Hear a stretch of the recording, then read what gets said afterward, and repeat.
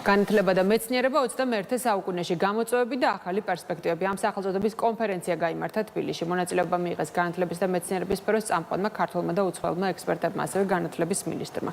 ღონისძიების მიზანი იყო განათლების და მეცნიერების თანამედროვე ტენდენციების განხილვა, უმაღლესი განათლების რეფორმის და შრომით ბაზართან შესაბამისობის ანალიზი, ასევე აკადემიური სფეროსა და სამეცნიერო კვლევების გამოწვევებზე მსჯელობა. უმაღლესი განათლებისა და მეცნიერების მიმართულებით საერთაშორისო კონფერენციების მასპინძლობა, რა თქმა უნდა, ძალიან მნიშვნელოვანია ჩვენი ქვეყნისთვის.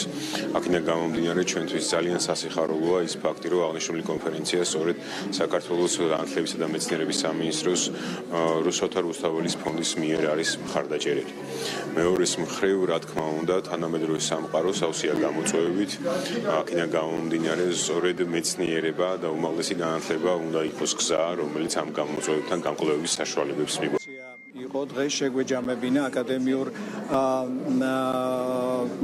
პირებთან ერთად, სახელმწიფო წარმომადგენლებთან ერთად და საზოგადოების წარმომადგენლებთან ერთად ის გამოწვევები, რომლის წინაშე დგას დღეს ჩვენი ქვეყანა და მთავარი არის, რომ ჩვენი დისკუსიებით ხელი შეუწყოთ მომავალში იმ პოტენციალის კიდევ უფრო გაძლიერებას, რომლითაც საქართველოს უნდა შეასრულოს თავისი როლი განათლების და ინოვაციების თვალსაზრისით